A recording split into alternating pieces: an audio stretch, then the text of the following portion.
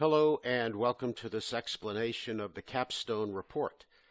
The Capstone Report is a reworked proposal plus a new section, Project Development. It is essential that you have a copy of the rubric for reference. Download a copy from TaskStream or your course of study. You will also find it helpful to download a copy of the proposal to Capstone instructions from the Capstone's course of study. Let's get started. I suggest that you write the project development section first. In the rubric, you'll notice that it is placed after the project timeline section. Also take note that I've cut out the columns whose scores result in needed revisions. We're only interested in passing scores. Pay attention to the repeated use of the words credible and well supported. That doesn't mean more references that you must find to defend the project's outcomes. It means that what you write here must make sense with respect to the other stuff you have written elsewhere in the report, whether what you wrote elsewhere caused problems or made for smooth sailing.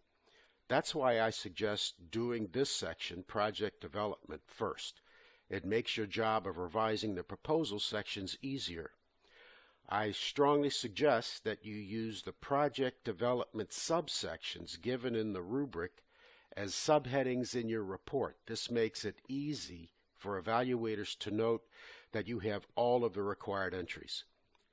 Finally, you can see that E5 is the conclusion subsection of project development. If you want to make it a separate section, that's okay. Now let's talk about the revisions needed to the proposal sections. This diagram shows what was expected for the tech writing proposal on the left, and what is needed for this section in the capstone is on the right. Since we are now writing about a project that is complete, most of what we now write is in the past tense.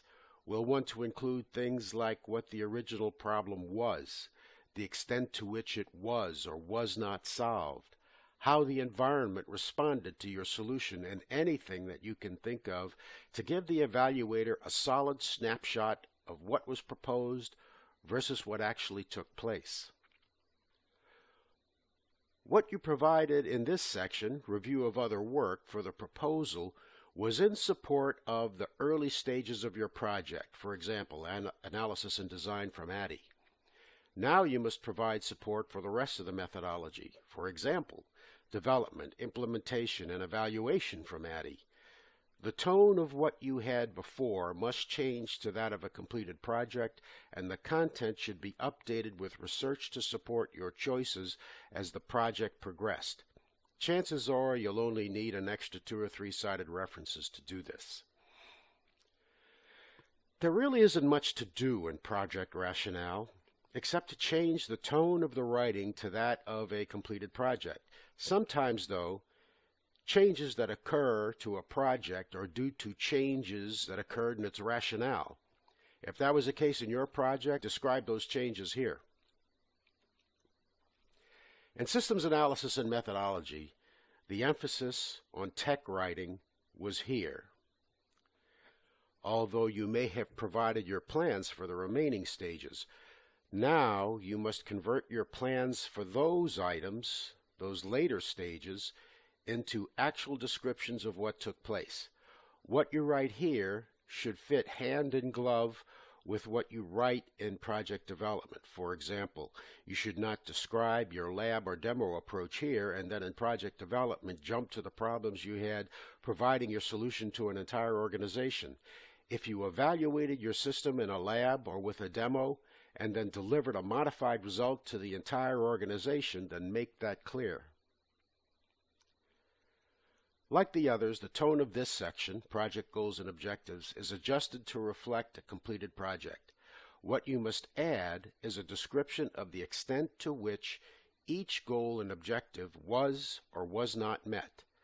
Don't worry about deliverables in this section, although if you talk about them here, it's okay.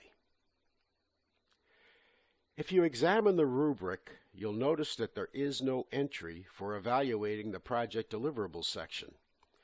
The assumption, I suppose, is that the table given in the tech writing template has a column for them and milestones. so you'll actually deal with them in the next section and can remove project deliverables entirely. However, it's okay to leave it in. Just change the tone and add any comments that you feel are appropriate at this point.